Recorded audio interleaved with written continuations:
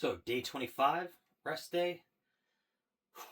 We woke up at 198.5, so we're just kind of floating in that same like 1 pound window, pound and a half window for the last basically 2 weeks now. So, I think I finally have to reach the point of having to do cardio. It has reached it and sustained the point to where I'm no longer dropping in calories, or should I say dropping in weight, with my calories in the deficit they're in. So, in comes some cardio. So starting tomorrow, after we hit our chest day, we'll start walking. Probably going to have to use a treadmill, unless the weather decides to actually be nice for once, but, currently in New England area, so this time of year, it's cold, wet, and windy. So, probably treadmilling it up. But, I guess that isn't that big of a deal. With that, though, with it being day 25, the first 2 weeks, dropped a bunch of water weight and all that stuff. So we started off at 205, went down to 198, 197. That's where we kind of bounce around at now.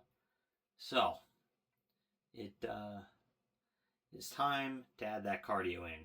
And the reason why that I don't ramp cardio in immediately, or large amounts of cardio, is because you want to have somewhere to progressively overload. Just like you're going to do with your weightlifting and your sets and your reps and the weight, to get stronger over time and increase your muscles' endurance, you got to do the same with your cardio.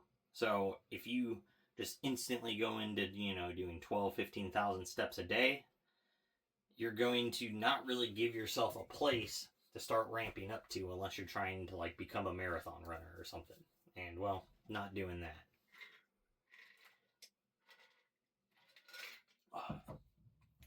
But it doesn't really take all that much cardio to see a pretty big difference when you've reached plateaus. So just adding a little bit at a time makes a big difference.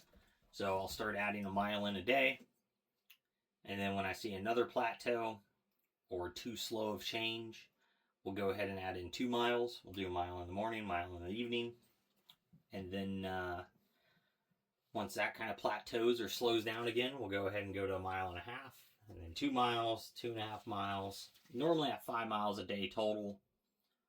I'm pretty consistently dropping. I've never hit that point and not just kept dropping weight for however long I wanted to do it for. So that's basically what we're planning here on the cardio. So that'll start tomorrow. Then with that, probably going to go ahead and have a cheat meal today. Thinking spicy chicken sandwich and a burger from the restaurant down the street. It'll put me 500-ish calories over my deficit amount. So it'll put me right back at maintenance. I'll end up around 2150, 2200 calories. So not too worried about that, because I am only eating 1750 to 1800 calories a day. We're in a pretty big caloric deficit already without having to do any cardio yet. So that is just kind of where I go to on calories, because it's easy for me to eat at that and not feel too hungry all the time. Would it be beneficial to probably ramp that deficit in over time? Maybe, but it's already been a month and I'd be at this point anyways because of the scale stopped dropping, so I would have ramped down to here as it was. And I do that before I start doing cardio, because it's easier for me to get myself to eat clean than it is for me to have to do cardio.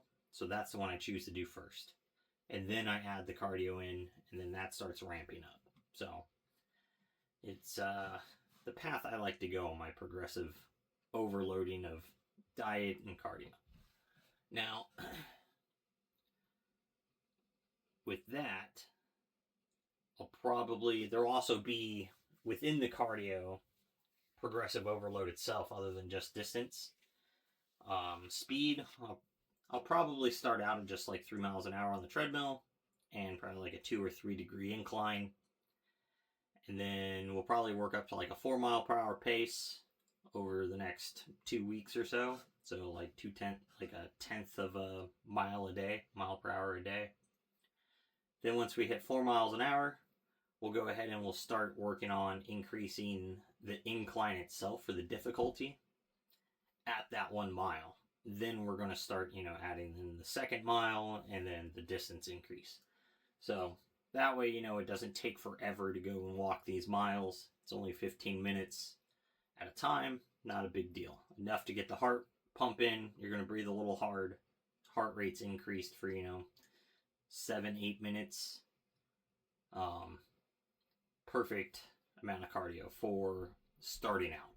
And it's easy to hit. It doesn't take a bunch of time. And that's the thing too, is when you're thinking about your cardio, like, you got to think about what's going to be effective for your time. If I had the choice, I'd pick like the stair stepper, like the little escalating stairs, and I'd just walk stories. And that's truthfully the best cardio you could probably do, because you're also going to build calves, your quads, your hamstrings, your glutes. So not only are you getting the cardiovascular effect, but you're also getting a resistance training effect, because you're basically doing lunges for 15 minutes at a time. And boy, oh boy, when you're doing that, that is the best way ever to build some calves, is walking on one of those stair stepper things. But that's kind of where we're at with that.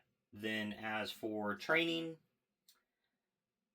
depending upon how I feel when I warm up, I'm thinking we're going to just hit the same weights we did on the last 4-day block, just except for deadlifts.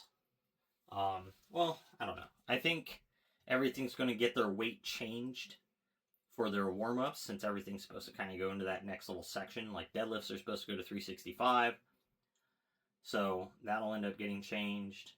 Squats should be going to 225, so that'll get changed, and just the working sets in between and that top set will change to that, and then we'll end up having to stay at that for a little while, because the tendons and the ligaments need a little bit of time to catch up. I've added, basically 100 pounds to my the big three inside of the last 25 days, because it's coming back from that vacation I took, basically. And so it's not that I lost all that strength and muscle, just the body doesn't know how to fire the central nervous system, and the muscle tissue isn't used to contracting like that, so it takes a little bit for it to ramp back up. So this is all just the muscle tissue itself relearning how to work, because I took 3 months off. So it's not that I put on any new strength by any means, because I'm still much weaker than I was when I left.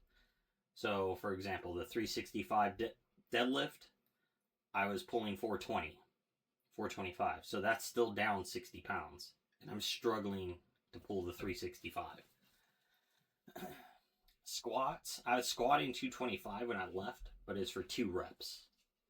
We might be doing 5 reps, but I think it's because I changed the way I'm squatting. I'm not doing it first, and my body's a little more limber, and I'm not running into like the back pain and everything I was before. So it's giving me the opportunity to effectively squat.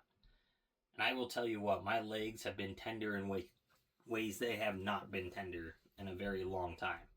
So that has become much more effective. Bench press, we were back up to 310, getting ready to do 315 the week I left. That is currently 255, and I failed it for one of the 2 reps. So that's what we're going to re-hit today. So that's down 60 pounds. So everything's kind of down 60 pounds except for the squats. And then everything else is down about 30%. So if I was doing 60, I'm now doing like 40. If I was doing 100, kind of doing like 70 pounds. So those things have kind of varied, especially like lat pull down, seated rows. Those were 180 and 200 pounds. Now I'm working at 110. So those are like 60%, 55%. So it's everything comes in a scale. But I do feel as though I'm currently hitting things a little more effective than I was at the higher weights. So I'm putting a little more emphasis in control because I'm making sure to try not to ramp the weight up too fast and get injured. But that kind of is what it is. So with that, guys, that's kind of today's just rest talk, is just what we're going to do with cardio, where the weight's still sitting, and our plan on training. So that's more or less what these are going to end up being. Is just updates of the previous week and then what we plan on for the next week. When I say week, I mean like 4 days at a time, since my training blocks are a 5-day circle, with one of them being my rest day. So I train 4 days, rest day, train 4 days. So my weeks are referring to training week and not calendar week. But with that, I will get on out of here because the sauna is done in 1 minute. So with that, make sure you're working toward your goals, getting your stuff done, and most of all, just don't be a lazy fuck.